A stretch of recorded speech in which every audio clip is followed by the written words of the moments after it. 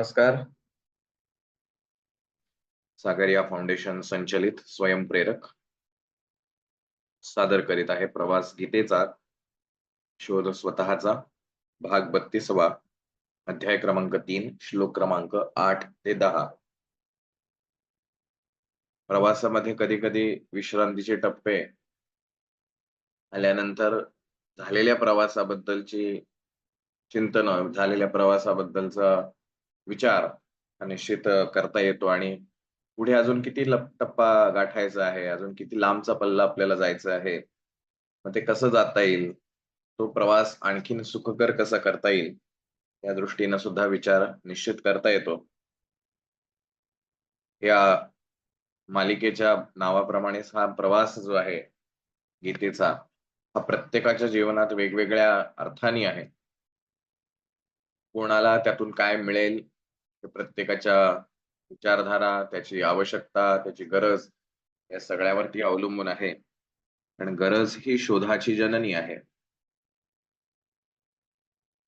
म्हटलं तर दगडात देव आहे, म्हटलं तर कशातच देव नाही. तो ज्याचा याचा बघण्याचा दृष्टिकोन आहे आणि त्या दृष्टिकोनावरती सर्व काही अवलंबून आहे.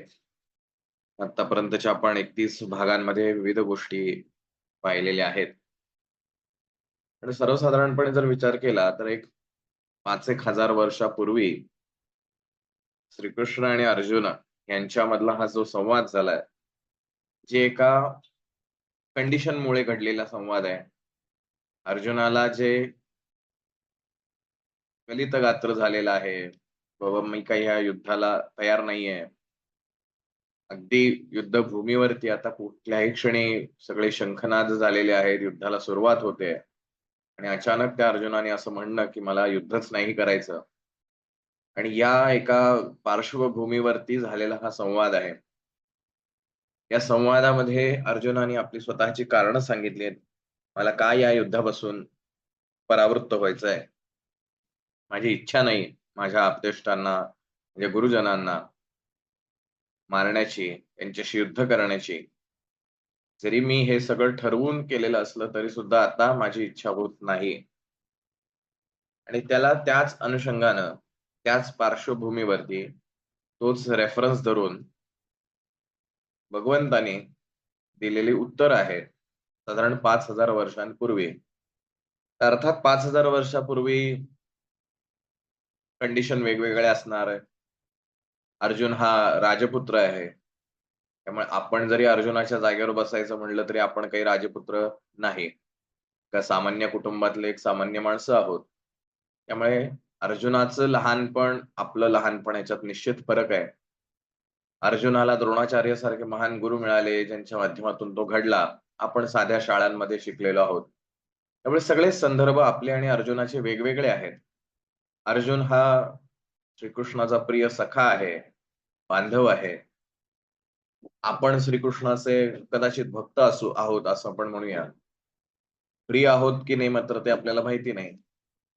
अशा सगळ्या स्तरांवरती आपल्यामध्ये आणि अर्जुनामध्ये जरी भेद असला तरी काही अंशी अर्जुनाच्या मनाची अवस्था, अर्जुनाला पडलेले प्रश्न, अर्जुनाची उद्विग्नता, ती मात्र आपल्यामध्ये निश्चित समान आहे. आपल्याही आयुष्यामध्ये असे चढ उतार येतात. त्यावेळेला स्वतःलाच प्रश्न पडतो की हे सगळं माझ्याच बाबतीत का घडतंय. मी इतके सारे प्रयत्न करून सुद्धा मलाच फेल्युअर का येतंय. इतरांच्या बाबतीत सगळं छान होत असताना माझ्याच बाबतीत का. आणि मग मला नकोच आहे हे सगळं, काहीच उपयोग नाही हे सगळं करून सुद्धा, असेही विचार आपल्या मनामध्ये येतात. आणि अशा वेळेला जसं अर्जुन गलितगात्र झाला, तसं आपण सुद्धा आपली सारी शस्त्र लढण्याची टाकून देतो की आता मला जगायचंच नाही. जे येईल त्याच्यानुसार मी जगत राहील. आणि मग नशीब नावाचं एक, काय म्हणूया, इल्युजन जे आहे, एक भ्रम जो आहे तो तयार करून त्या नशिबाच्या अधीन होऊन आपण आपलं जीवन जगायला सुरुवात करतो. मग असाच कोणीतरी एक भगवंत आपल्याला आपल्या आयुष्याच्या युद्धभूमीवरती भेटतो आणि तो आपल्याला दोन खडे बोल सुनावतो की काय ह्या नशिबाच्या आणि या भोगवादी गोष्टींच्या मागे लागलायस. मग तुझं ध्येय गाठण्यासाठी तुला कसं जगलं पाहिजे याचं विश्लेषण तो आपल्याला सांगण्याचा प्रयत्न करतो. अर्थात अर्जुनाला भगवंत स्वतः उभा राहिलाय समोर आणि एक एक गोष्ट जी समजावून सांगतोय. आपल्या आयुष्यात तर काही असा भगवंत समोर उभा राहिलेला नाही. मग आपल्या आयुष्यातला भगवंत कुठे आहे, की जो आपल्याला हे शिकवू पाहतोय? आपल्या आयुष्यातला भगवंत म्हणजेच आपलं आयुष्य आहे.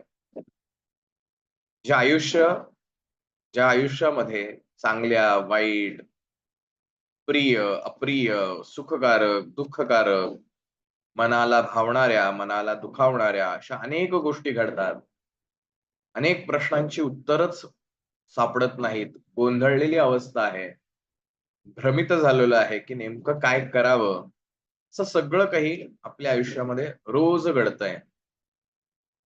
आणि हे जे रोज घडणारी प्रत्येक घटना आपल्या आयुष्यामधली आहे, तोच आपला भगवंत आहे. जो या घडणाऱ्या प्रत्येक घटनेमधून आपल्याला काहीतरी शिकवत असतो, सांगत असतो. आपण फक्त त्याच्याकडे कान देऊन लक्ष देत नाही, हा काही तो आपला प्रॉब्लेम आहे.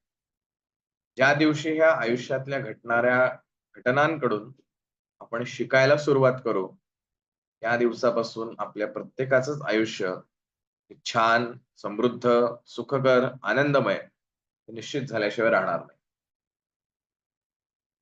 आपण प्रत्येक जण लहानपणापासून आजतागायत आणि येणाऱ्या पुढील काळात सुद्धा एकाच गोष्टीच्या मागे धावतोय आणि तो आहे आनंद.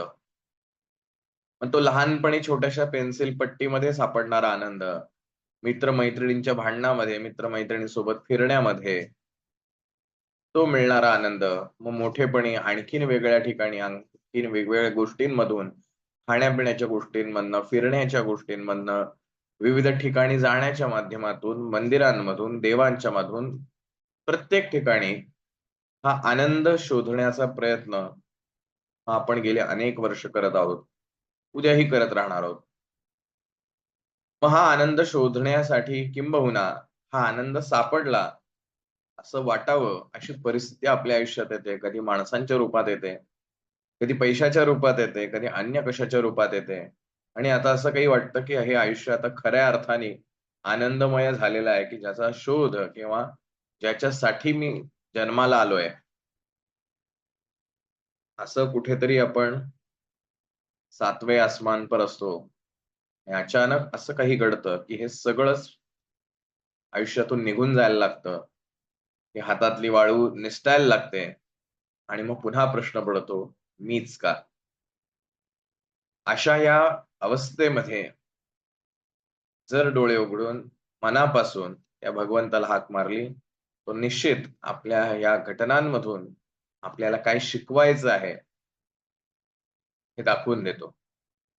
म्हणून आपल्या आयुष्यापेक्षा जगात मोठा गुरु नाही.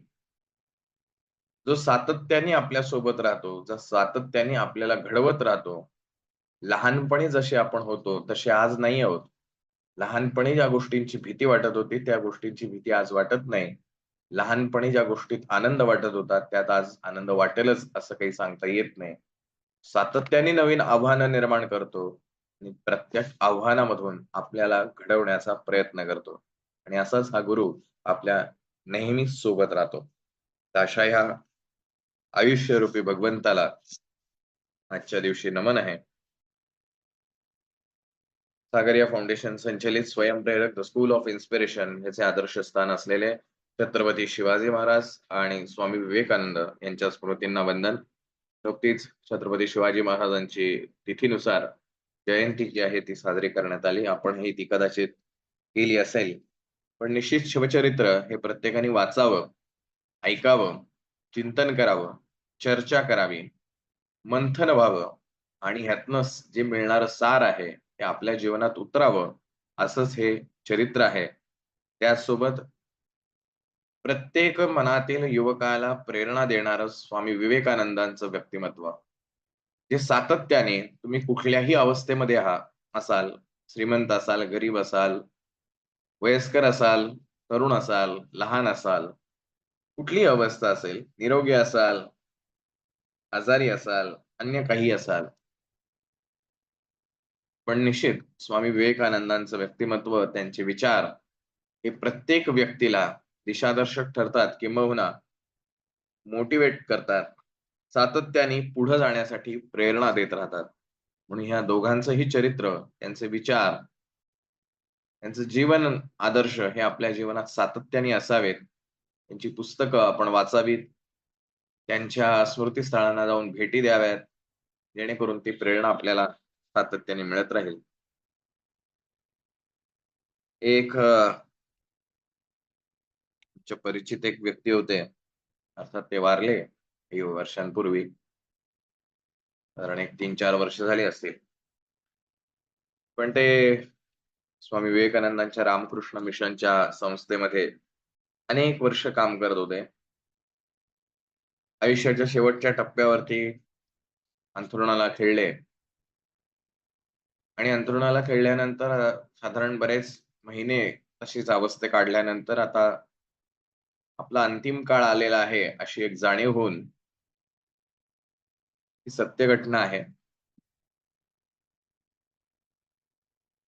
तर ही जाणीव झाल्यानंतर त्यांच्या मनामध्ये एक खंत निर्माण झाली, की आयुष्यभर आपण स्वामी विवेकानंदांचं कार्य करत राहिलो.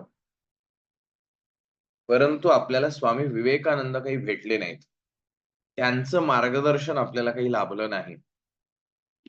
ही खंत त्या आजारपणाच्या बेडवर, जिथे आता कधी जीव जाईल हे काही सांगता येत नाही, आणि परिस्थिती अशी झाली होती, की घरच्यांनाही आता असं वाटायला लागलं होतं, की यांना यातनं सुटका मिळावी. पण काही केल्या ती सुटका मिळत नव्हती आणि यांच्या मनात हा चालू असलेला विचार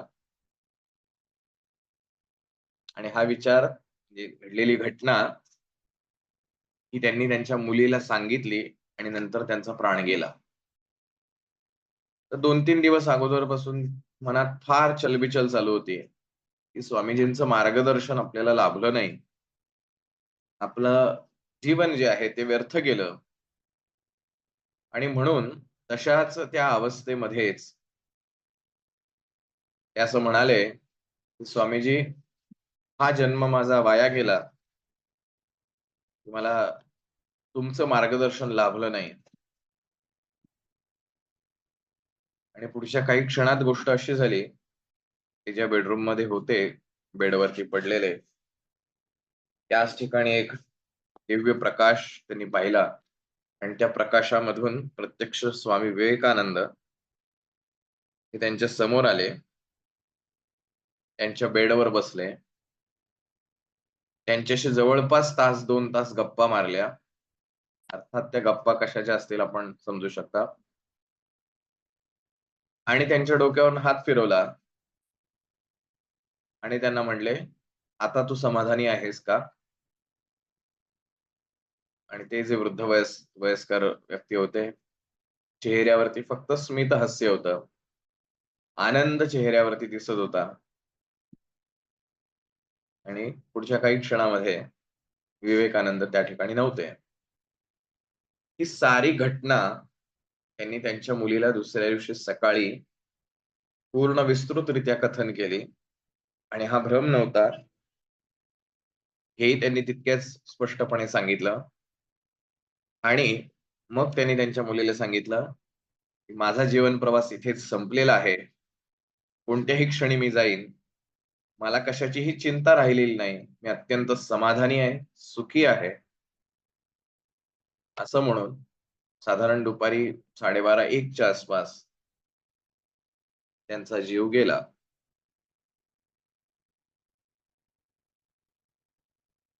तात्पर्य एवढंच सांगण्यामागचं, एखाद्या गोष्टीची जर तीव्र इच्छा मनामध्ये असेल, तर काय वाटेल ते होऊ शकतं. हा स्वामीजींनी दिलेला विश्वास त्यांनी त्यांच्या शेवटच्या क्षणात अनुभवला. वयाची जवळपास 30-40 वर्ष रामकृष्ण मिशनच्या कार्यामध्ये अगदी जीव ओतून दिलेली.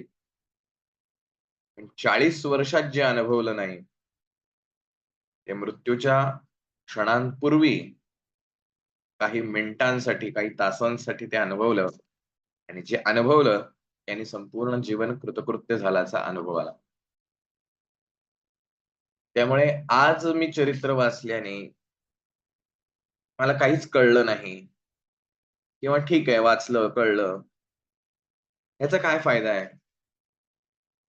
माहीत नाही उद्याच्या येणाऱ्या आयुष्यामध्ये आपल्याला ह्याची गरज किती भासेल आणि म्हणून हे 2 व्यक्तिमत्व अशी आहेत, की आयुष्याच्या कोणत्याही टप्प्यावरती यांचं जीवनचरित्र उघडावं, वाचावं आणि आपल्या आयुष्याला दिशा मिळावी आणि म्हणून स्वयंप्रेरकचे हे कायम आदर्शस्थान असतील. स्वयंप्रेरकचं ब्रीदवाक्य स्वामीजींनी सांगितलेलं, "all power is within you. You can do anything and everything." सर्व शक्ती ही तुझ्यामध्येच सामावलेली आहे. तू काहीही आणि सर्व काही करू शकतो. भगवंताला स्मरण करूया. वसुदेव सुतं देवं कंसचाणूरमर्दनम् देवकी परमानन्दम् कृष्णं वन्दे जगद्गुरुम्. ओम श्री परमात्मने नमः. गेल्या काही भागांपासून आपण अध्याय 3ऱ्याला सुरुवात केलेली आहे. अगदी स्वाभाविक प्रश्न अर्जुनाने विचारलेला आहे.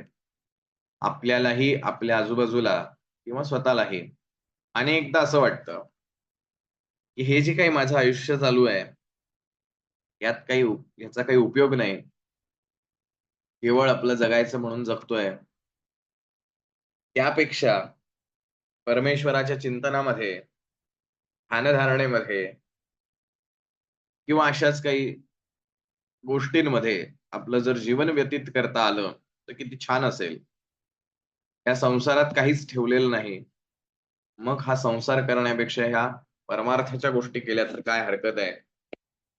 सतत 24 तास परमेश्वराच्या सानिध्यात मंदिरात राहता आलं तर किती चांगलं होईल.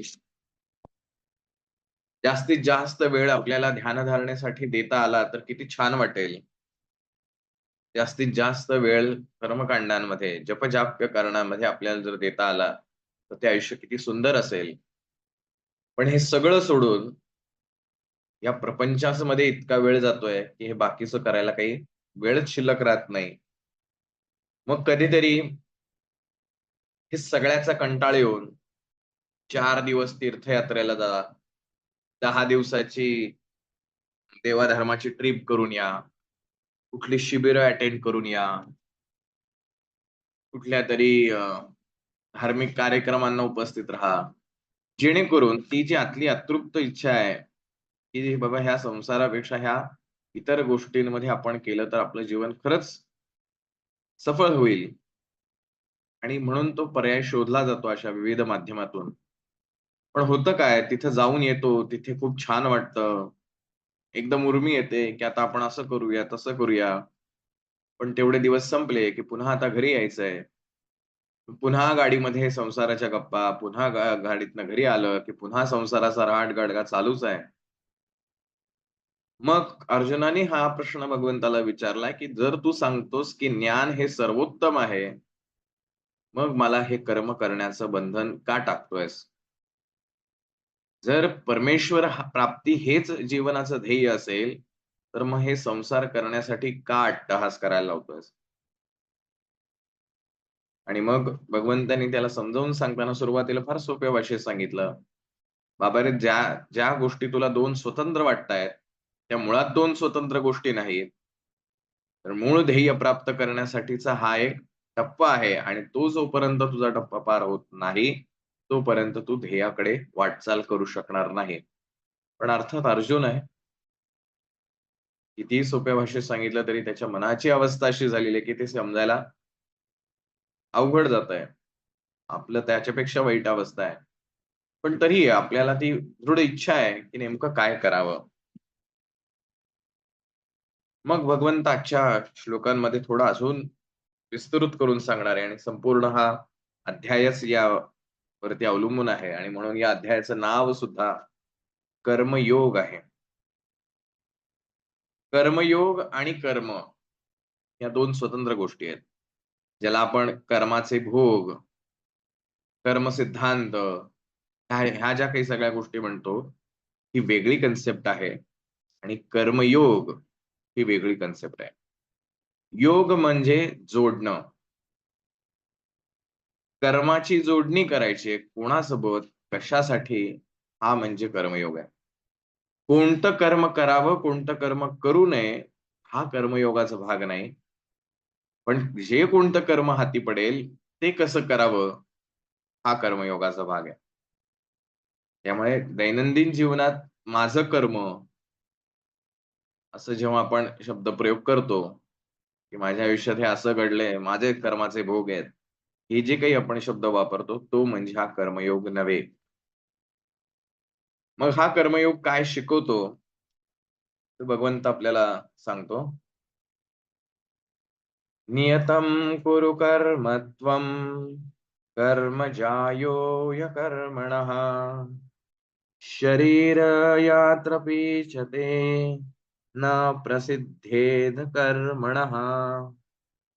त्वं म्हणजे तू, नियतम शास्त्रविहित कर्म कर्तव्य कर्म कुरु कर ही कारण अकर्मणः कर्म न करण्याच्या अपेक्षेने कर्म कर्म करणे ज्याय श्रेष्ठ आहे च तसेच अकर्मणः कर्म न केल्यास ते तुझा शरीर यात्रा अपि शरीर निर्वाह सुद्धा न प्रसिद्धेत सिद्ध होणार नाही. तू शास्त्रविहित कर्तव्य कर्म कर, कारण कर्म न करण्यापेक्षा कर्म करणे कधीही श्रेष्ठ आहे. तसेच कर्म न करण्याने तुझे शरीर व्यवहारही चालणार नाहीत. अगदी क्लिअरली इथे भगवंतानी गोष्ट सांगितली आहे, की तू जर असा विचार करत असशील, की हे सोडून मी कुठेतरी जातो किंवा मी हे सोडून कुठेतरी गेले तर खऱ्या अर्थाने माझा परमार्थ साधणार आहे, तर तू अत्यंत चुकीच्या वाटेवर आहेस. कर्म टाळून जर ती गोष्ट करणार असेल, तर तुला ते कधीच सुख मिळणार नाही, जे तुला अपेक्षित आहे. म्हणून पुढच्या ओळीमध्ये त्यांनी असं म्हटलंय, की कर्म न करण्याने तुझे शरीर व्यवहारही चालणार नाहीत. श्वास न घेता जगू शकणार नाही. जेवण न करता जगू शकणार नाहीत. बोललं पाहिजे, जेवलं पाहिजे, झोपलं पाहिजे. ह्या दैनंदिन ज्या शरीराच्या गरजा आहेत, त्या तर भागवल्याच पाहिजेत. कर्म करायचं नाही असं म्हणून जर ह्याच्यापासून परावृत्त व्हायचं ठरलं, तर जगणं अवघड होऊन जाईल. म्हणून मग भगवंताने आपल्याला काय सांगितलंय, "नियतं कुरु कर्म त्वं, कर्म ज्यायोः कर्मणः." की जे तुझं विहित कर्म आहे, जे तुझं कर्तव्य कर्म आहे, ते तुला करणं भाग आहे. जे कोणतं असेल, तू ज्या फेजमध्ये आत्ता जिथे कुठे असशील, विद्यार्थी असशील, गृहिणी असशील, अजून कोणी व्यक्ती असशील, एखादं पद तुझ्याकडे असेल, एखादी जबाबदारी तुझ्याकडे असेल, शिक्षक असतील, विद्यार्थी असशील किंवा अजून कुठल्या गोष्टी असतील, जे काही तुझं विहित कर्म आहे, हे कर्तव्य कर्म तुला करायला हवं. कारण कर्तव्य न करण्यापेक्षा किंवा हे कर्म न करण्यापेक्षा अधिक श्रेयस्कर आहे. अनेकदा असं वाटतं ना आपल्याला, कशाला करायचंय हे? काहीच न करूया. ते सगळं टीव्ही वगैरे बंद करून टाकू आणि छानपैकी शांत बसूया. पण मग मागे आपण पाहिलंय, टीव्ही बंद करायचा, पण मग त्या सीरियलमध्ये काय चालू आहे ह्याचाच विचार करायचा. आम्ही उपवास करतो आणि उपवासाच्या दिवशी वडापाव खायची इच्छा होते.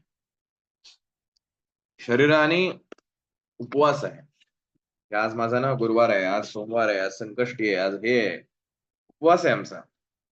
पण मनामध्ये जे काही विचार चालू आहेत, हे जर उद्या पिक्चराइज करायचे ठरलं, तर आपल्याला पळता भुई थोडी होईल, कुठं-कुठं लपवू असं वाटेल.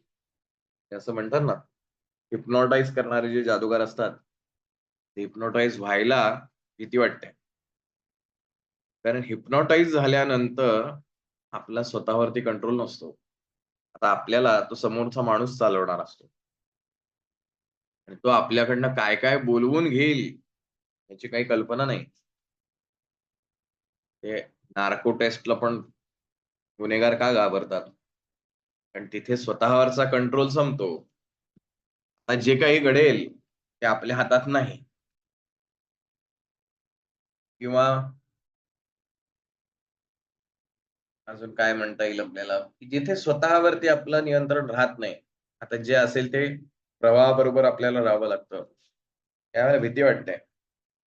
कारण लहानपणापासून आपल्याला असं वाटत असतं, रादर ते आपण तसंच जगतो, की माझं जीवन हे माझ्या ताब्यात आहे. मी म्हणेल तसं सगळं घडतंय किंवा घडायला हवं. पण जेव्हा माझा ताबा हा कोणीतरी दुसरा घेणार असेल, तर मला त्याची भीती वाटते. एवढंच कशाला? त्या जादूगाराकडे पण नाही. ज्या देवाला आपण आपलं दैवत मानतो, त्या देवाच्या ताब्यात स्वतःला द्यायला सुद्धा आपल्याला भीती वाटते. शरण जा देवाला आणि सर्व विसरून जा, असं जरी आपल्याला म्हटलं तरी शक्य होत नाही. मग त्या देवालाच आपण असं सांगतो, की "देवा, अरे माझ्यामुळेच तर तुझं अस्तित्व आहे." परवा एका केंद्रात गेलो होतो. तिथला एक मुलगा होता तो अशी तक्रार खंत व्यक्त करत होता. काय म्हणे आजकालचे मुलं केंद्रात येण्याचं त्यांना काही सेन्सच नाहीये. कसं यावं? कोणते कपडे घालावेत? आणि आपण सांगायला जावं तर मग ते केंद्रात येत नाहीत. त्यांना वाईट वाटतं. मग जी काही लोकं केंद्रात येणारी आहेत, ती येणार नाहीत. म्हटलं मग आता काय करायचं? सांगायला तर पाहिजे, पण मग हा पण प्रॉब्लेम आहे. म्हटलं आपण काय करणार शेवटी आता जे आहे ते स्वीकारावं लागतं.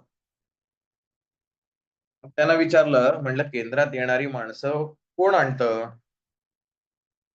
म्हटलं अर्थात आपण प्रचार-प्रसार करतो त्यातनं माणसं येतात. अच्छा म्हटलं मग म्हणजे महाराज आणत नाही. जर महाराज आणत असतील, तर गर्दी होण्याचं किंवा गर्दी कमी होण्याची चिंता मला कशाला असावी? मी ज्या देवाला माझं दैवत मानतो, त्या देवाकडे क्रेडिट द्यायला सुद्धा मला भीती वाटते.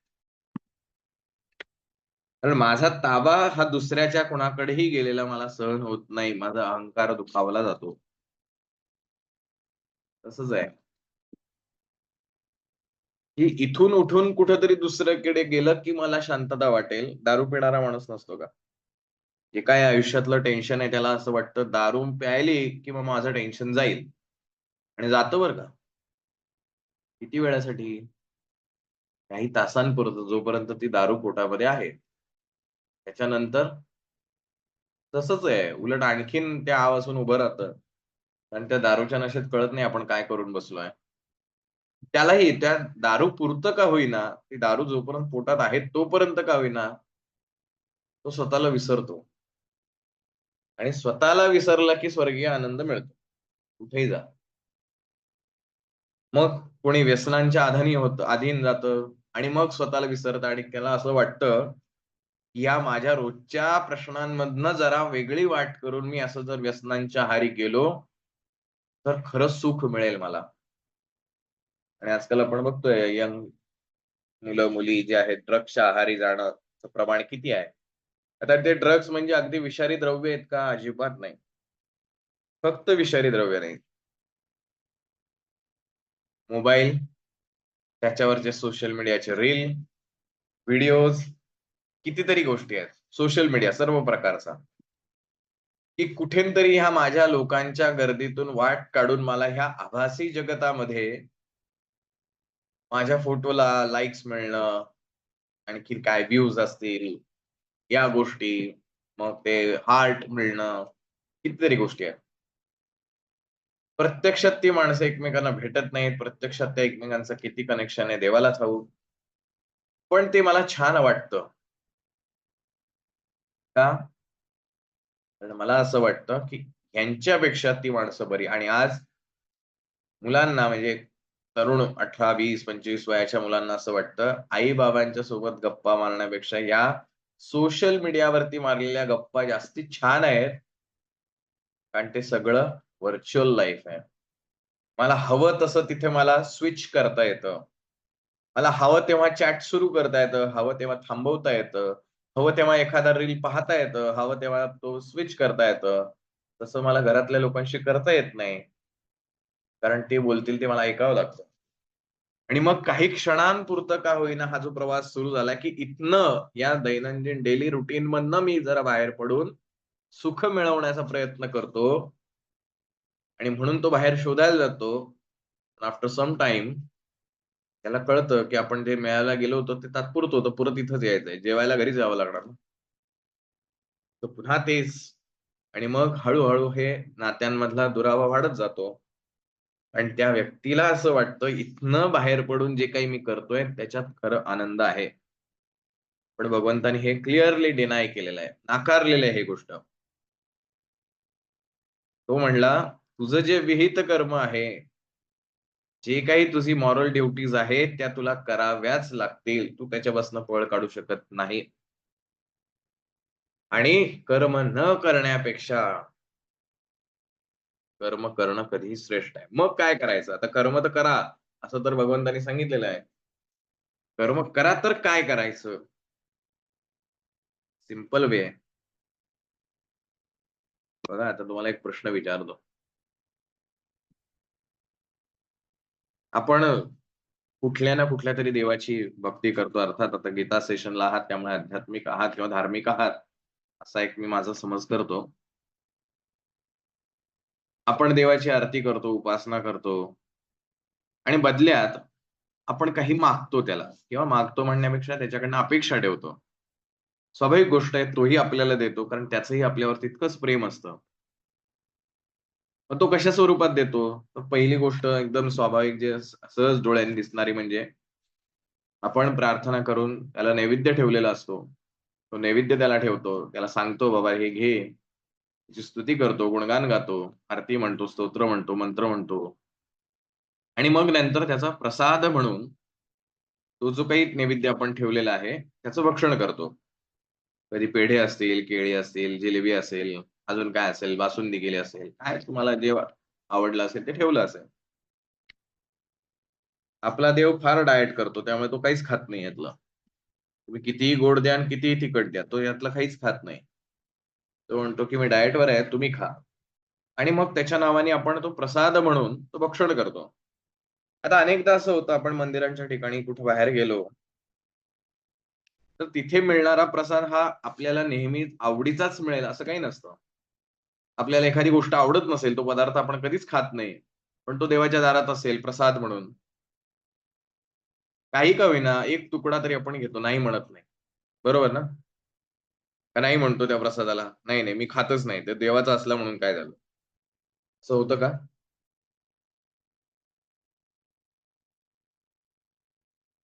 आपण तो प्रसाद खातो की नाही का? Yes or no?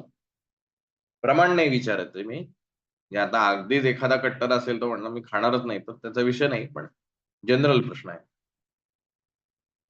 ओके. खातो.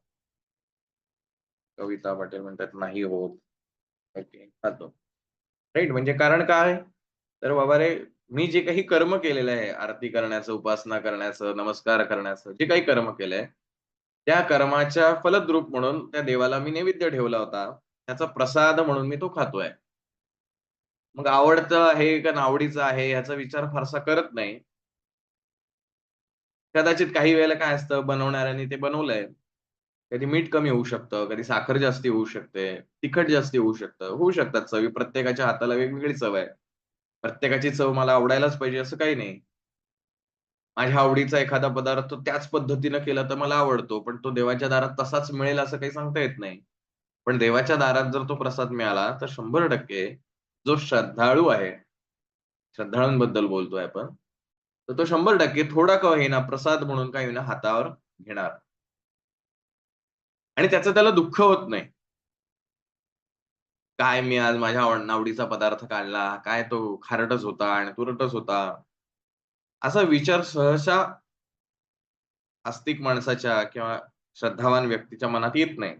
तो म्हणतो, "ठीक आहे, मग हा देवाचा प्रसाद आहे." मग जर मला कर्मापासून पळ काढता येत नाहीये, कर्म करा असंच भगवंत सांगत असेल, मग जे कर्म मला आवडीचं नाही किंवा ज्या कर्माचं फळ मला अप्रिय आहे, जसं प्रसाद खारट, तुरट, आंबट, तिखट असू शकतो, तसंच माझ्या आयुष्यातल्याही घटनांची एक चव आहे. कधी ते माझ्या आवडीचं असतं, गोड असतं. कधी तिखट असतं, मला दाह करणारं असतं, त्रास देणारं असतं. कधी आंबट असतं. अगदी माझं तोंड वाकडं होईल इथपर्यंत त्याच्या आयुष्यातल्या घटनांची परिस्थिती तीव्र असते. अनेक चवींचे घटना माझ्या आयुष्यात घडत असतात. जर हा कर्मयोग मला करायचा असेल, तर हे जे काही आयुष्य चालू आहे, हे आयुष्य चांगलं जावं ह्यासाठी जे काही माझ्याकडनं कर्म होतंय, त्या कर्माच्या फलस्वरूप भगवंतानी हा दिलेला प्रसाद आहे.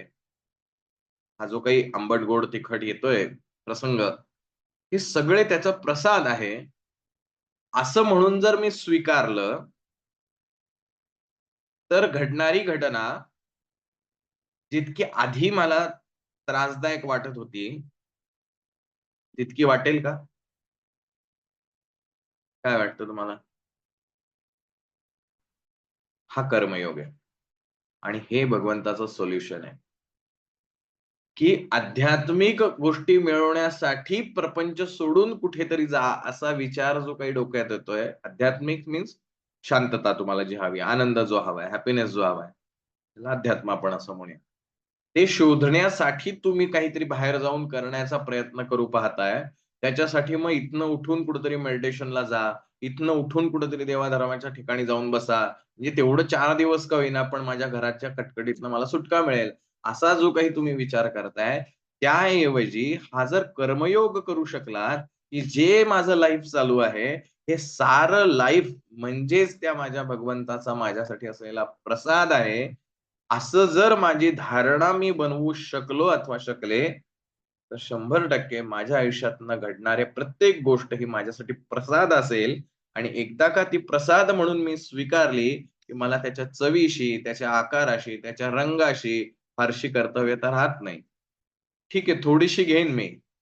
प्रसाद आहे म्हणून मी थोडंसं घेतोय आणि निश्चित मग त्याच पदार्थामधला जो इतर ठिकाणी खाल्ल्यानंतर त्रास होणार होता, तो देवाच्या दारात त्रास होत नाही. मग जर माझं आयुष्य असं कर्मयोगाने मी बांधून टाकलं, की मला जे काही काम करायचंय ते करायचंच आहे. मला रागवावसं लागणार असेल तर रागवावं लागेल, चिडायचं असेल, चिडावं लागेल. दुःख होणार आहे माझ्या आयुष्यामध्ये. येस, दुःखही होणार आहे, रडणार आहे, मी हसणार आहे, आनंदित होणार आहे. सगळं काही होणार आहे. पण हे सगळं जे काही आहे, हे सगळंच माझ्या देवाचा प्रसाद आहे.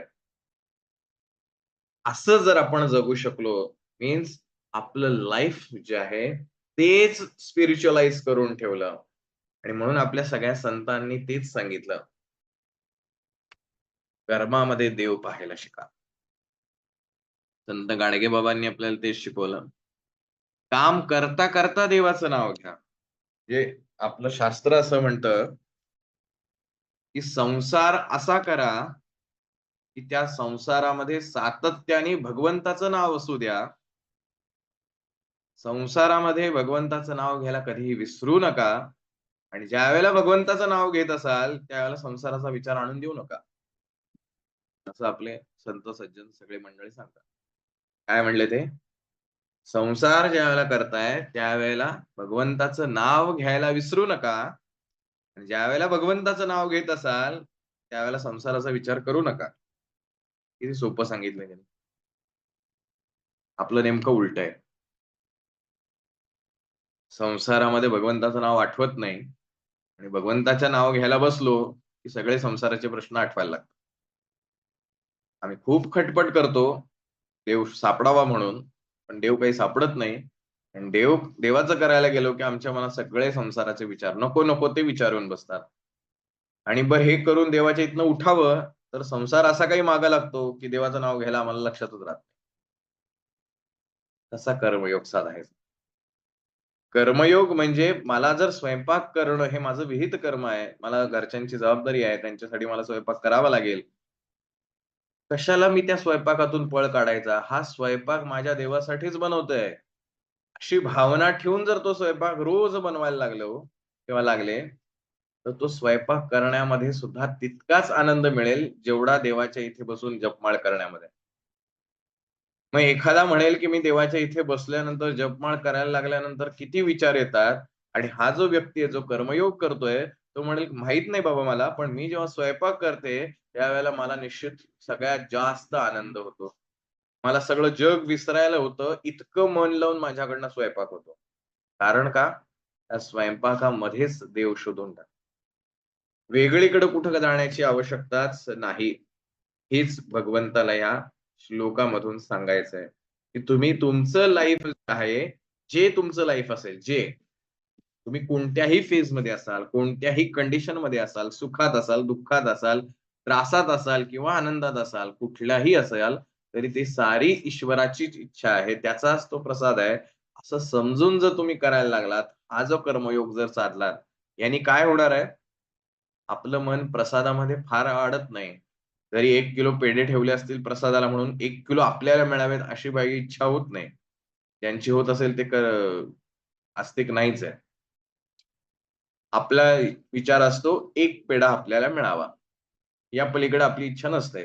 कारण एक पेढ्याने जे काही तृप्तता लाभणार आहे, ती 1 किलोनी सुद्धा लाभणार नाही. पण तो एक पेढा हा माझ्या देवाचा आशीर्वाद आहे माझ्यासाठी. ती जी समाधानता माझ्या आयुष्यात मिळणार आहे, ती 1 किलो पेढे खाल्ल्याने मिळणार नाही, उलट त्रासच जास्ती होईल, एवढं गोड खाल्ल्याने. त्यामुळे जो श्रद्धावान आहे तो म्हणतो, देवाचा प्रसाद थोडासाच घ्यायचा. हावऱ्यासारखा खाऊ नये. सेम आहे. माझं आयुष्य जर देवाचा प्रसाद होऊन बसलं असेल, तर माझ्या आयुष्यामध्ये अटॅच होत नाही. कोणी मला बोललं म्हणून मी फार काही अटॅच राहत नाही. हो, मी त्यावेळेला रिएक्ट होऊ का? येस, 100% व्हा. तुम्हाला रागवावसं वाटतंय, रागवा. चिडावसं वाटतंय, चिडा. काही प्रॉब्लेम नाहीये. केवढ्या वेळापुरतं? तेवढ्याच वेळापुरतं. ती गोष्ट संपली, की ती डोक्यातनं गेली. कारण तो देवाचा प्रसाद होता. प्रसाद तेवढ्यापुरताच घ्यावा, विषय संपला. हे जर मला करायला जमलं, तर मला हॅपीनेस शोधण्यासाठी बाहेर कुठेही जावं लागणार नाही. रादर असं वाटणार नाही, की या जन्मात असं काहीतरी काम करावं, की मेल्यानंतर स्वर्ग मिळेल. अरे बाबा, इथेच स्वर्ग मिळतोय. मेल्यानंतरची गॅरंटी कोणी देत नाही. की असं कोणी जर आपल्याला म्हटलं, की तुम्ही 1 वर्षभर काम करा, मग तुम्हाला 1 वर्षाचा पगार आम्ही 13व्या महिन्यात देऊ, तर आपण ती कंपनी जॉइन करणार नाही. कारण असं कुठे असतं का? 1 वर्ष काम करून घेणार आणि नंतर तुम्ही सांगणार आम्हाला, की पैसे देतो म्हणून. या महिन्यात काम केलं, की पुढच्या महिन्यात पगार त्याचा मिळालाच पाहिजे. मग या जन्मात कर्म करून पुढच्या जन्मात त्याचे रिझल्ट मिळणार असतील, तर मग ते कर्म किती खरे? सो जे काही आनंद आहे, तो याच जन्मांमध्ये आहे, असं भगवंत इथे सांगतो. तो 8वा श्लोक इथे संपन्न झाला. पुढे छोट्याशा श्लोकांमध्ये आता हा मगाशी म्हटलं तसं 5,000 वर्ष जुन्या गोष्टींचा रेफरन्स आहे. मग त्या अनुषंगाने ही गोष्ट आहे आपण आपल्या लाईफशी ही कनेक्ट करू शकतो. यथार्थ यज्ञार्थात् कर्मण्यो अन्यत्र लोकोऽयं कर्मबन्धनः तदर्थं कर्म कौन्तेय मुक्तसंगः समाचर. यज्ञार्थात यज्ञाच्या निमित्तानं केल्या जाणाऱ्या कर्मणः कर्माव्यतिरिक्त अन्यत्र दुसऱ्या कर्मांमध्ये अयम हा लोकः मनुष्यांचा समुदाय कर्मबंधन कर्मांनी बांधला जातो. अतः म्हणून कौंतेय हे कुंतीपुत्र त्वम तू मुक्तसंग आसक्ती रहित होऊन म्हणजे फळाची अपेक्षा सोडून तदर्थम त्या यज्ञासाठी कर्म समाचार कर्तव्य कर्म चांगल्या प्रकारे कर. यज्ञानिमित्त केल्या जाणाऱ्या कर्मांशिवाय दुसऱ्या कर्मात गुंतलेला हा मनुष्य समुदाय कर्मांनी बांधला जातो. म्हणून हे कुंतीपुत्र अर्जुना, तू आसक्ती सोडून यज्ञासाठी उत्तम प्रकारे कर्तव्य कर्म कर. आता यज्ञ हा त्यावेळच्या लोकांचा अगदी दैनंदिन भाग होता. त्यामुळे भगवंतांनी इथे सांगितलं यज्ञ कर्म हे कधीही त्याज्य नाही. आता आपल्या अनुषंगाने आपण नेमका यज्ञाचा अर्थ घेऊया आणि त्या अनुषंगाने ज्ञानेश्वर माऊलींनी त्या यज्ञाची डेफिनेशन आपल्यासाठी चालू काळाला अनुसरून फार सुंदर केली आहे. या श्लोकाचं वर्णन करताना किंवा विश्लेषण करताना माऊली असं म्हणतात, स्वधर्मो जो बापा, तोची नित्य यज्ञ जाणपा, म्हणून वर्तता तेथ पापा संचारू नाही. हा निजधर्मो जै सांडे, आणि कुकर्मी रती घडे, तैची बंधू पडे संसारिक. म्हणोनी म्हणोनी स्वधर्मानुष्ठान ते अखंड यज्ञ याचन, जो करी तया बंधन काहीच न घडे. माऊली असं म्हणतात, की "अरे अर्जुना, हे जे तुझं स्वधर्म आहे, त्याचं पालन करणं म्हणजेच तुझा यज्ञ आहे." आणि आपल्याला सगळ्यांना परिचित आहे, गुरुचरित्रामध्ये सुद्धा या स्वधर्माविषयी महाराजांनी अतिशय विस्तृत प्रकारे गोष्ट आपल्याला सांगितली आहे. पसायदानामध्ये माऊली आपल्याला सगळ्यांना सांगतात, की हा स्वधर्माचा सूर्य जो आहे, तो सगळ्यांच्या आयुष्यात उगवतो. प्रत्येकाची ड्युटी इथं वेगवेगळी आहे. काही गोष्टी तुम्हाला तुमच्या नावडीनं का होईना, पण कराव्या लागत असतील. पण ती पण तुमची ड्युटी आहे.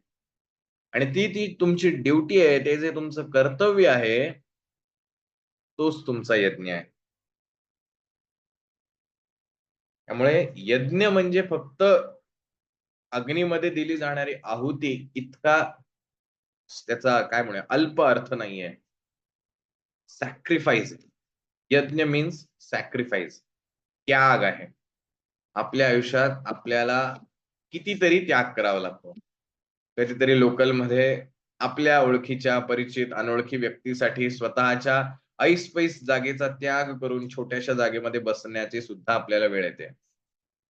कधी-कधी आपल्याला आवडणारी भाजी असते डब्यामध्ये, पण ती भाजी सगळ्यांसोबत जेवायला बसलेलो आहे. सगळ्यांना ती भाजी वाटायची आहे. आपल्या त्या आवडत्या भाजीचा त्याग करावा लागतो. अनेकदा आपल्या घरामध्ये आपल्याला आवडीचं असतं, पण ठीक आहे मला नाही सगळ्यांना आवडतंय का मग तुमच्यासाठी म्हणून हे करूया. असं म्हणून करताना सुद्धा त्याग करावा लागतो. आयुष्यात अशा कितीतरी गोष्टी आहेत, जिथे आपल्याला स्वतःला सॅक्रिफाईस करावं लागतं. कशासाठी सॅक्रिफाईस करतोय? कोणाला तरी त्यातनं आनंद मिळतोय म्हणून. कदाचित तो कोणाला म्हणजे तुमच्या जीवाभावाचा कोणीतरी असेल. आई आहे, वडील आहे, भाऊ आहे, बहीण आहे, अन्य अजून कोणी आहे, सहकारी आहेत. कोणीही असेल. त्याच्यासाठी तुम्ही करताय तो त्याग आहे आणि हा त्याग हेच तुमचं यज्ञ आहे.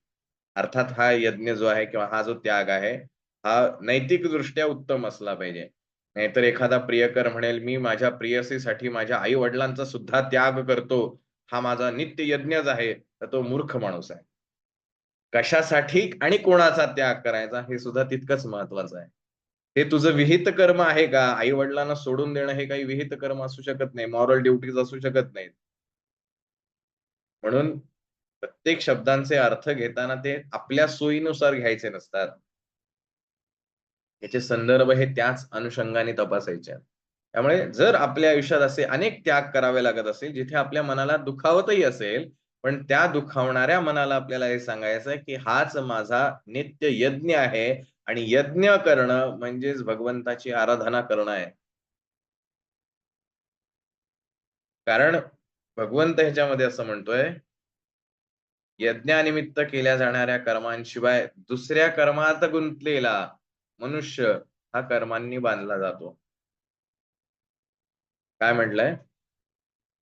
यज्ञ कर्माशिवाय इतर कर्म करणारा व्यक्ती हा कर्माच्या फलामध्ये अडकला जातो. आपण प्रत्येक जण अडकतो. मी एवढं केलं की त्याच्या अगेन्स्ट मला एवढं मिळायला पाहिजे.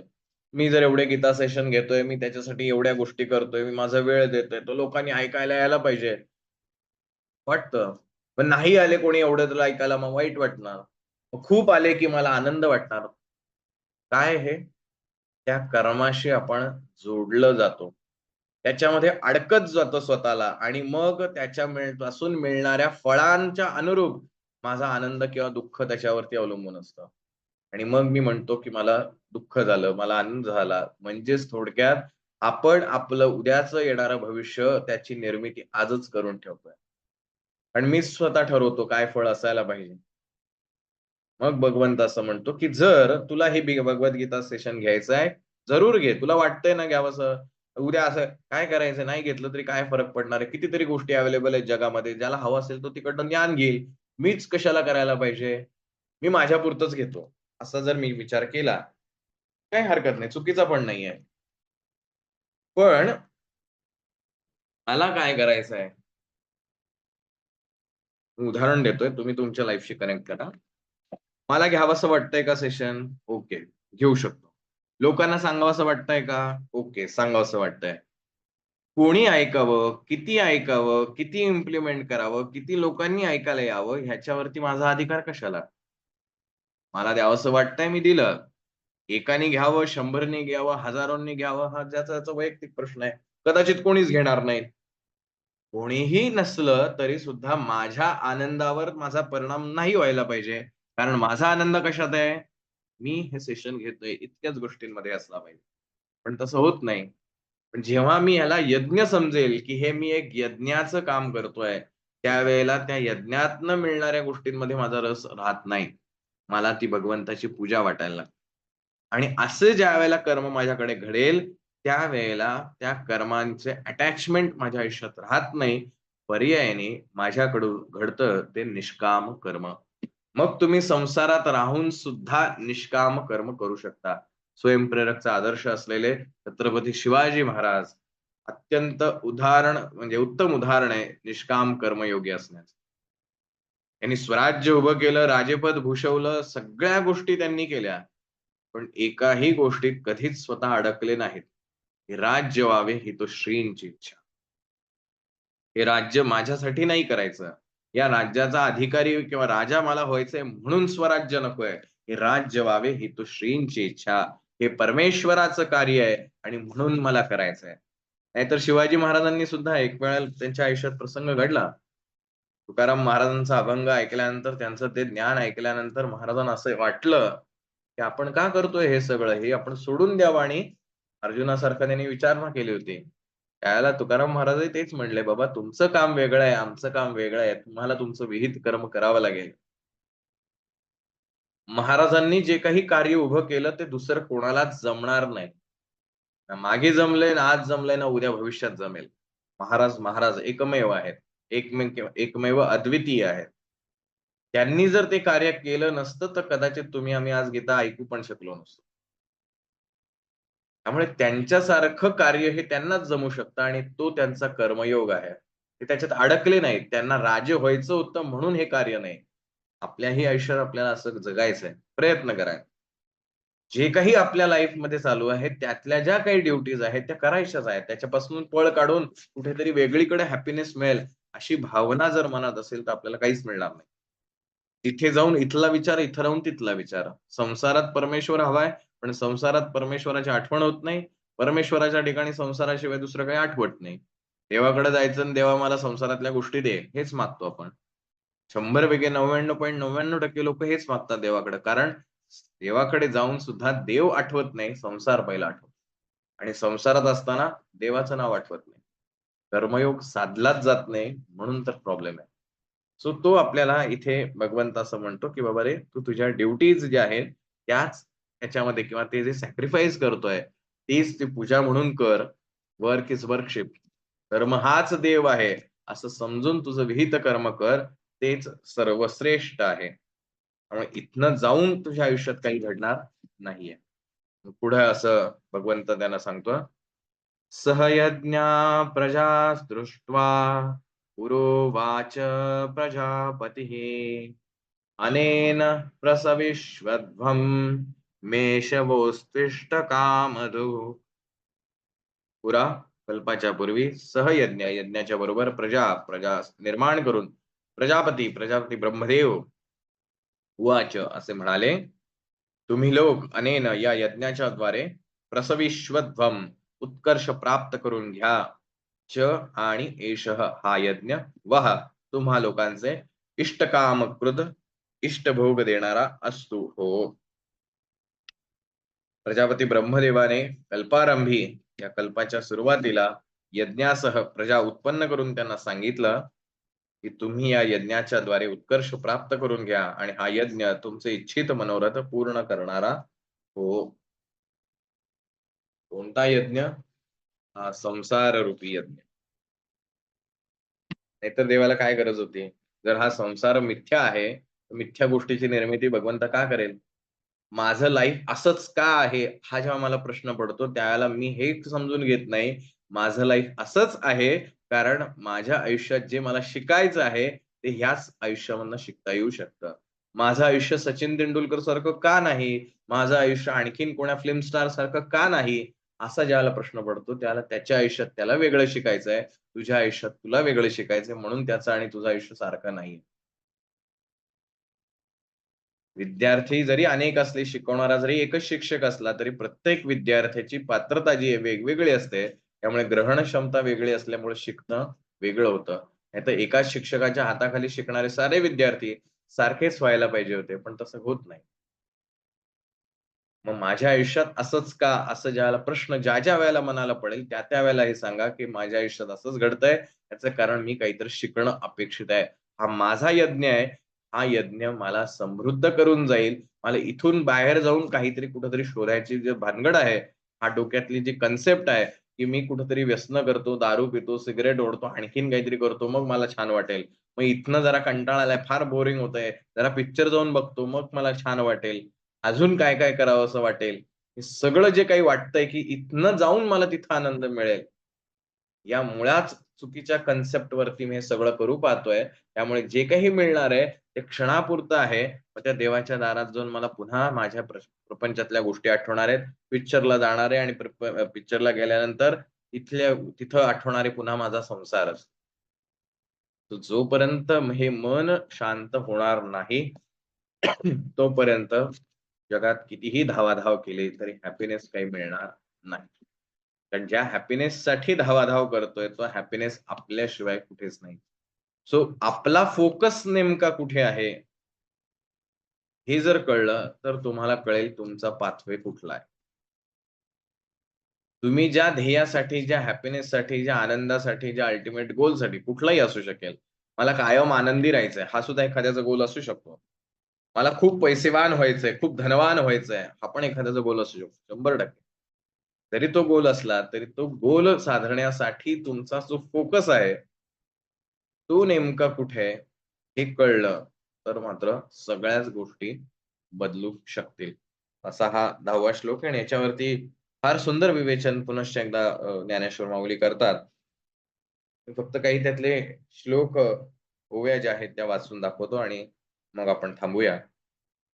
तुम्ही मात्र या 10व्या श्लोकाचा ज्ञानेश्वरीतला अर्थ, त्याच्या ज्या ओव्या आहेत त्या जरूर वाचाव्यात, त्याचा अर्थ शोधावेत किंवा अर्थ वाचावेत. ते तुमच्या बुद्धीने आकलन करण्याचा प्रयत्न करावा. हाच तुमचा गृहपाठ आहे. जोपर्यंत तुम्ही आतमध्ये तुमच्या डोकावून पाहणार नाही, तोपर्यंत वरून टाकलेलं पाणी फक्त मडकं ओलं करून टाकेल, मडकं पाण्याने भरणार नाही. त्यामुळे ज्ञान जर भरायचं असेल, तर तुमचं मडकं तुम्हालाच सरळ करून ठेवावं लागेल. 10व्या श्लोकाच्या ओव्या वाचूया. तै नित्य याग सहिते सृजिली भूते समस्ते परी नेणतीची ये यज्ञाते सूक्ष्म म्हणून त्यावेळी प्रजी विनविला ब्रह्मा देवा काय आश्रयो येथाम्हा तव म्हणे तो कमळ जन्मा भूताप्रती. हा ज्या वेळेला प्रजेनी प्रश्न विचारलाय ब्रह्मदेवाला, त्याला ब्रह्मदेवाने त्यांना उत्तर दिलंय. तुम्हा वर्ण विशेष वशे आम्ही हा स्वधर्मची विहिला असे याते उपासा मग आपैसे पुरती काम. तुम्ही व्रते नियमून करावे शरीराते न पीडावे दुरीकेही न वचावे तीर्थासिगा योगाधिक साधने साकांक्ष आराधने मंत्र यंत्र विधाने झणी करा देवतांतरा न भजावे हे सर्वता काही न करावे तुम्ही स्वधर्म यज्ञी यजावे अनायासे. हे जर आपल्यासारख्या माणसाने सांगितलं तर तुम्ही वेड्यात काढाल त्याला. काय मूर्ख माणूस आहे हा. हे ब्रह्मदेवानी सांगितलंय असं माऊली इथं वर्णन करतायत. काय सांगितलंय ब्रह्मदेवानी? देवा आमच्या जीवनाचा उद्धार करावा किंवा उद्धार व्हावा यासाठी तुम्हाला काहीतरी मार्गदर्शन कर. त्यावेळेला हा ब्रह्मदेव असं म्हणतो, की तुमच्यासाठी, तुमच्या हितासाठी मी स्वधर्माची निर्मिती केलेली आहे. प्रत्येकाचा स्वधर्म दिलेला आहे. पुत्रधर्म आहे, काय पिता धर्म आहे, मातृधर्म आहे, पितृधर्म आहे, सगळे धर्म आहेत. हे स्वधर्माची निर्मिती मी तुमच्या उत्कर्षासाठी त्याची निर्माण केलेलं आहे. त्याची तुम्ही उपासना करा. म्हणजे तुम्हाला जे काही हवं आहे ते सगळं तुम्हाला मिळून जाईल. यज्ञ, तप, उपवास, तापास, व्रते असं सगळं करून भूक, तहान यांची पीडा शरीरास देऊ नका. बघा काय म्हटलेलं आहे. तुम्ही स्वधर्माचं पालन करा, तपसाधना, व्रतवैकल्य, उपवास तपास असं करून तुम्ही शरीरालाच त्रास देऊ नका. इंद्रिय निग्रहांचा अट्टहास करून वैराग्याचा देहदंड सोसू नका. कुठे शोधिसी रामेश्वर, कुठे शोधिसी काशी. हा जो हृदयातला परमेश्वर आहे तोच उपाशी राहिलेला आहे. सगळं त्या देवाला शोधण्यासाठी चालू आहे, पण आतला देव काही मला सापडत नाही. हा देहदंड सोसू नका. अंगात बळ नसेल तर तीर्थयात्रा करण्याची जरुरी नाही. कारण हे सगळं तुम्ही करणार आहात कशासाठी? आनंदासाठी. आणि तो आनंद कशात मिळणार आहे? स्वधर्माचं पालन करण्यासाठी. जो धर्म मी तुमच्यासाठी निश्चित केलेला आहे.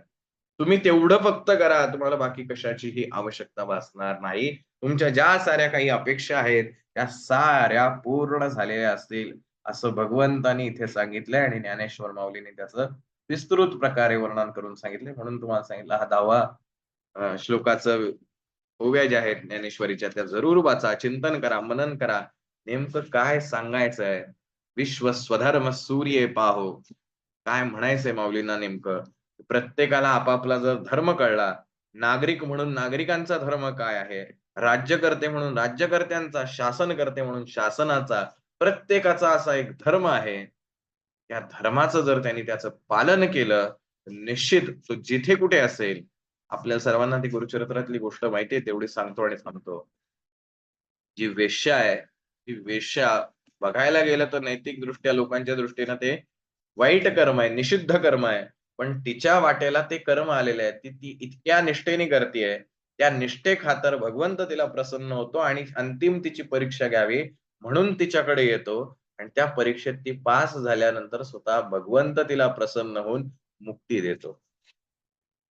विहित कर्म जर व्यवस्थित प्रकारे जर होऊ शकलं, तर जगातल्या सगळ्या गोष्टी तुम्हाला तुमच्या पायापाशी मिळू शकतात. सो आपलं विहित कर्म काय? आपल्या मॉरल ड्युटीज काय आहेत? ओळखा. त्या प्राणपणाने करा. जे काही सॅक्रिफाईस करायला लागतंय, ही सारी ईश्वराचीच लीला आहे किंवा ईश्वराचीच उपासना आहे, असं समजून त्याच्यामध्ये इन्व्हॉल्व व्हा. आनंदी राहा आणि जे हॅपीनेस किंवा जो हॅपीनेस मिळवण्यासाठी जगभर हिंडताय, तो हॅपीनेस तुमच्याच मध्ये लपलेला आहे, एवढं निश्चित आपल्याला समजेल. राइट? सो एक छोटीशी गोष्ट सांगतो. मला जेवढी आठवतेय तेवढी आणि मग आपण थांबूया.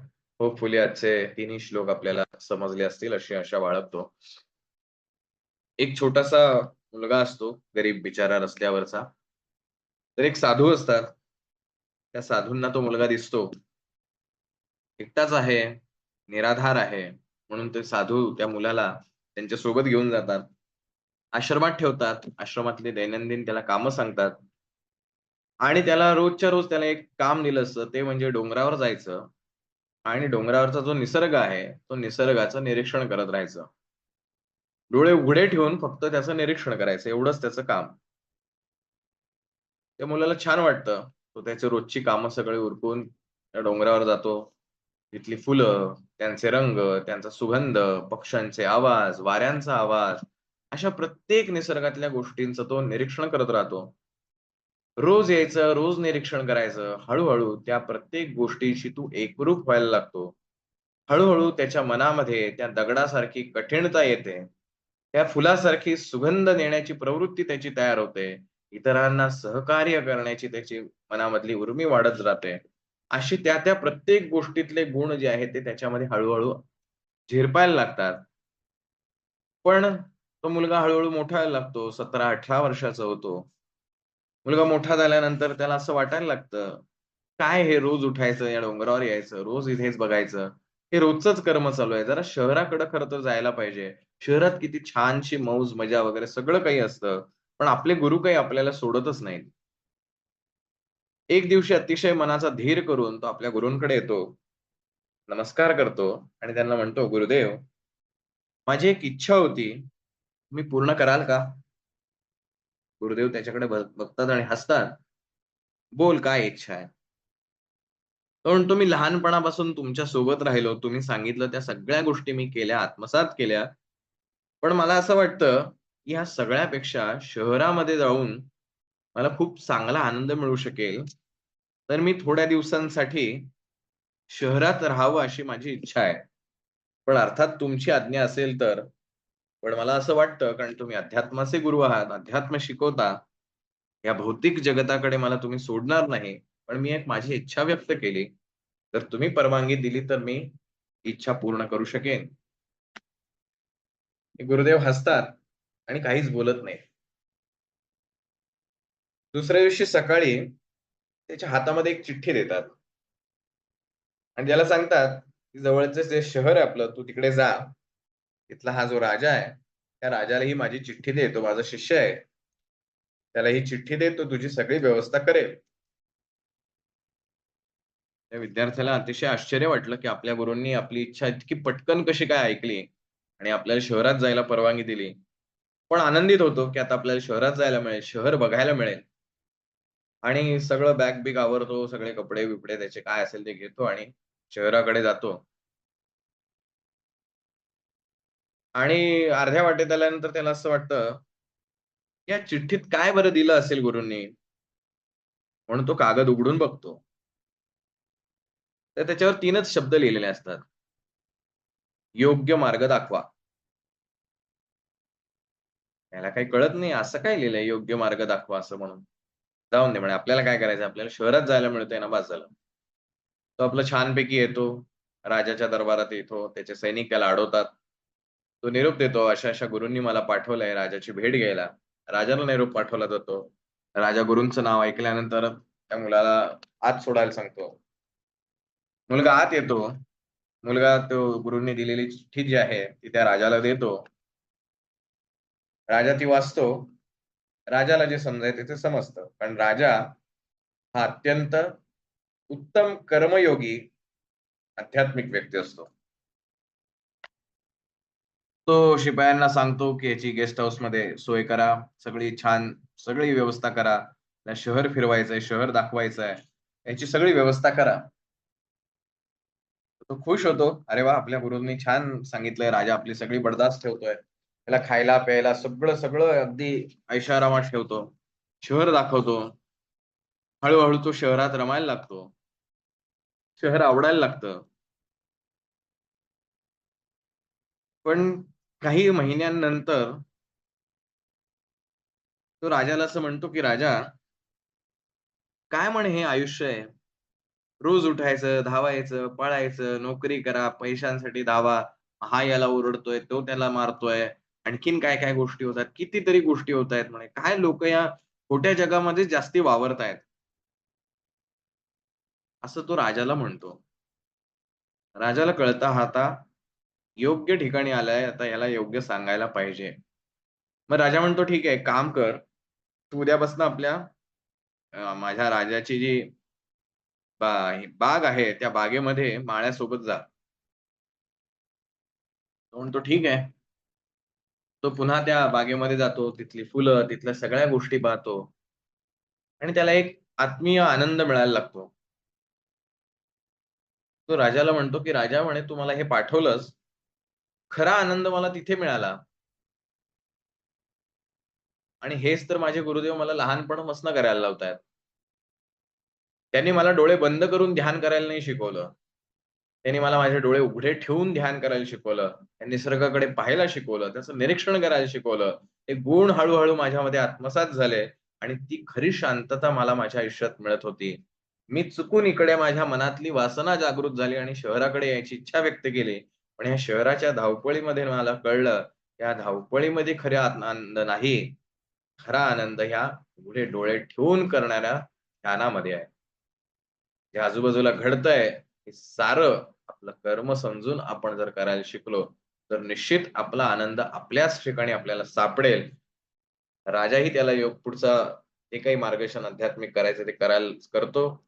तो पुन्हा त्याच्या गुरुदेवांकडे त्याला पाठवून देतो. आता जेव्हा तो गुरूंकडे आलेला आहे, गुरूंना पहिले नतमस्तक होतो, की "गुरुदेव, तुम्ही आजपर्यंत जे मला घडवलं ते खरंच अद्वितीय आहे. माझ्या मनाची जी काही वासना होती तीही तृप्त झाली आणि योग्य तो मला संदेशही मिळाला. आता मला नेमकं कळलंय, की माझा आनंद कशामध्ये आहे. सो आपला आनंद जर आपल्याला हवा असेल, तर आपल्या आयुष्याचा फोकस बदला. फोकस बदलला, लेन्स क्लिअर केली, की फोटो क्लिअर येतो. फोटो खराब येतो म्हणून कॅमेराच फोडून टाकला, तर आयुष्यात कधी फोटो चांगला येणार नाही. बेटर वे लेन्स क्लिअर करूया, लेन्स छान लावूया. ऑटोमॅटिकली बाहेरचं सौंदर्य आपल्याच फोटोमध्ये छानसं दिसायला लागेल. सो आनंद शोधण्यासाठी वेगळं काही करावं लागत नाही. जे आहे तेच वेगळ्या पद्धतीनं करावं लागतं. असो, आजचं सत्र इथेच थांबवतो. इफ सपोज कोणाला काही प्रश्न असतील, तर त्यांनी ते विचारायला हरकत नाही. सो आपले माईक जे आहेत ते अनम्यूट करतो किंवा कोणाला चॅटवर लिहायचं असेल तरी लिहू शकतात. आणि आपला अभिप्राय जरूर सांगा. काय वाटलं, कसं वाटलं? होपफुली स्वयंप्रेरकचा उद्देश थोडासा आपल्याला डायव्हर्ट झालाय. तो पुन्हा लवकरच फोकस केला जाईल. त्या उद्देशासाठी स्वयंप्रेरकचं काम आहे. ते उद्देशही परिपूर्ण होईल, अशी अपेक्षा आहे. येत्या 2 दिवसात आपला वाचक कट्ट्याचा उपक्रम आहे. त्याच्यामध्ये आपल्याला पुस्तकाचं सादरीकरण करायचं आहे. आय थिंक सर्वेशने आपल्याला आवाहन केलेलं आहेच, की आपण एखादं चांगलं वाचलेलं पुस्तक जे इतरांनीही वाचावं, असं आपल्याला वाटत असेल, जरूर ते आपण सादर करावं. ती संधी आपल्याला आहे. असं जर कोणी इच्छुक असेल, तर आजच्या सेशनमध्ये किंवा ग्रुपवरती सर्वेशशी संपर्क साधावा. पुढचं नियोजन सर्वेश आपल्याला सांगेल कशाप्रकारे काय करायचं आहे. हे नक्कीच करू शकता. ही संधी आहे. 2 गोष्टींवर त्याच्यामधनं होतात. आपण जे काही पूर्ण पुस्तक वाचलेलं असतं, त्यातला अगदी सारांश काढून आपल्याला ते सांगायचं म्हटलं, की थोडासा बुद्धीचाही कस लागतो. त्या निमित्ताने पुन्हा एकदा त्या पुस्तकाची उजाळणी होते. जेव्हा ते समोरच्याला सांगायचंय त्यावेळेला ते अधिक डिटेलमध्ये त्याचं विश्लेषण केलं जातं. कारण 10 मुद्दे वेगवेगळे काढायचे आणि ते समोरच्याला कन्विन्सिंग वाटले पाहिजेत. हे सांगणं हे स्किल आहे. तर एक प्रेझेंटेशनचं स्किल सुद्धा स्वतःमध्ये डेव्हलप होतं.